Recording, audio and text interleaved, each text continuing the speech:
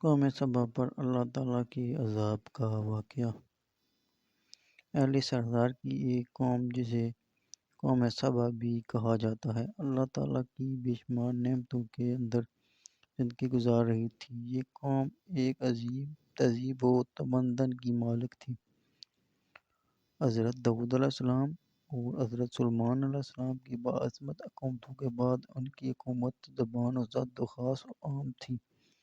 کہا جاتا ہے کہ یہ لوگ گندم کے مغز سے آٹا پیس کر روٹیاں پکاتے تھے، لیکن اس کے برعکس وہ اس قدر اسراف کرنے والے اور ناشکرے تھے کہ انہیں روٹیوں کے ساتھ بچوں کا بہانا صاف کرتے تھے۔ بعد ازاں ان آلودہ روٹیوں کو اکٹھا کرنے سے ایک پہاڑ بن گیا تھا۔ پھر ایک صالح شخص نے وہاں سے گزرتے ہوئے ایک عورت کو دیکھا جو روٹی کے ساتھ بچے کے بہانے کے مقام کو صاف کر رہی تھی۔ اس شخص نے عورت سے کہا، تیرے اوپر افسوس، خدا سے ڈر، کہیں ایسا نہ ہو کہ خدا تیرے اوپر اپنا غضب ڈھائے اور تجھ سے اپنی نعمت چھین لے۔ اس عورت نے جواب میں مذاق اڑایا اور مغرورانہ انداز میں کہا، جاؤ جاؤ، گویا کہ مجھے بھوک سے ڈرا رہے ہو۔ جب تک سرسار جاری ہے مجھے بھوک سے کسی قسم کا کوئی خوف نہیں ہے۔ کوئی زیادہ عرصہ نہیں گزرا نہ تھا کہ اللہ تعالیٰ نے ان لوگوں پر اپنا غضب ڈھایا۔ پانی جو کہ زندگی کی بنیاد ہے ان لوگوں سے چھین لیا، یہاں تک کہ قحط نازل ہوا۔ بات یہاں تک پہنچ گئی کہ ان کی ذخیرہ کی ہوئی تمام غذا ختم ہو گئی۔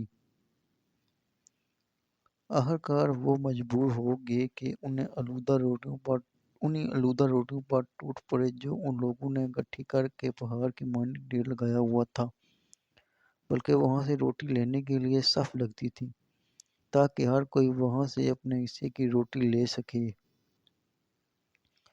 کفر ان نعمت قحط اور ان کی بدحالی کے بارے میں متعدد روایات موجود ہیں۔ ان سورہ نصر کی آیت نمبر 112 اور 113 میں یوں ارشاد ہوتا ہے، اللہ نے اس بستی کی بھی مثال بیان کی ہے جو محفوظ اور مطمئن تھے۔ اس کا رزق ہر طرف سے باقاعدہ آ رہا تھا، لیکن اس بستی کے رہنے والوں نے اللہ کی نعمتوں کا انکار کیا تو خدا نے انہیں بھوک اور پیاس کا مزہ چکھایا، صرف ان اعمال کی بنا پر جو وہ انجام دے رہے تھے۔ اور یقیناً ان کے پاس رسول آیا تو ان لوگوں نے ان کو جھٹلایا، تو پھر ان تک عذاب آ پہنچا کہ یہ سب ظلم کرنے والے تھے۔ اسی قوم سبا کے بارے میں بھی ایک اور واقعہ بیان ہوتا ہے کہ ان لوگوں نے اپنی زراعت کو بہتر طور پر کاشت کرنے کے لیے پانی ذخیرہ کرنے کی خاطر بلک کے دو پہاڑوں کے درمیان ایک بہت بڑا بند مغرب تیار کیا ہوا تھا۔ سوراخ اور دوسرے پہاڑوں سے گزرا ہوا پانی اس بند میں آ کر وافر مقدار میں جمع ہو جاتا۔ قوم سبا نے اس پانی سے صحیح طور پر استفادہ کرتے ہوئے وسیع و عریض اور بہت خوبصورت باغات لگائے اور کھیتی باڑی کو رونق بخشی۔ ان باغات کے درختوں کی شاخیں اس قدر پھلوں سے لدی ہوئی ہوتی تھی کہ کہتے ہیں کہ اگر کوئی شخص سر پر ٹوکری رکھ کر ان کے نیچے سے گزرتا تو پھل خود بخود ٹوکری میں گرنا شروع ہو جاتے اور قلیل مدت میں ٹوکری تازہ پھلوں سے بھر جاتی۔ لیکن نعمتوں کی کثرت نے انہیں شکر کرنے کے بجائے سرمست اور غافل کر دیا تھا، یہاں تک کہ ان کے درمیان بہت بڑا طبقاتی نظام وجود میں آ چکا تھا۔ ان میں سے صاحب اقتدار لوگوں نے کمزوروں اور ضعیفوں کا خون چوسنا شروع کر رکھا تھا،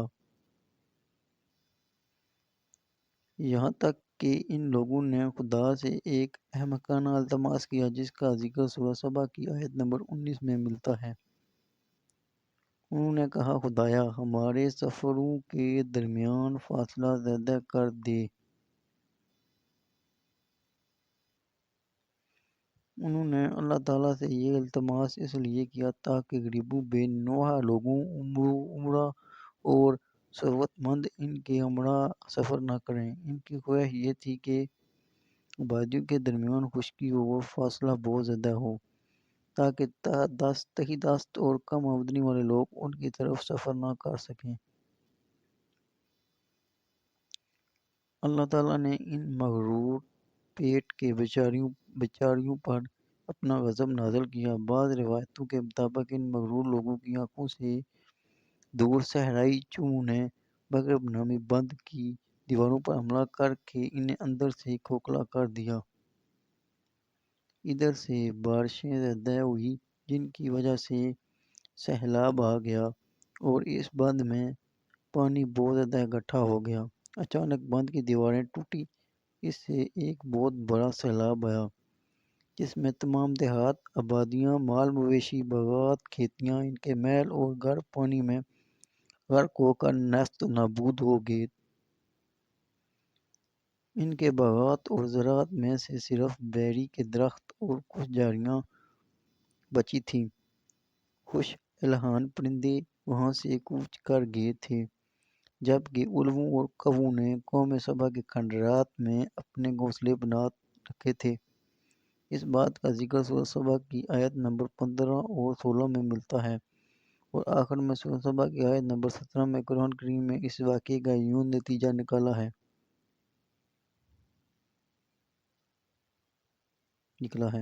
یہ ہم نے ان کی ناشکری کی سزا دی ہے اور ہم ناشکروں کے علاوہ کسی کو سزا نہیں دیتے ہیں۔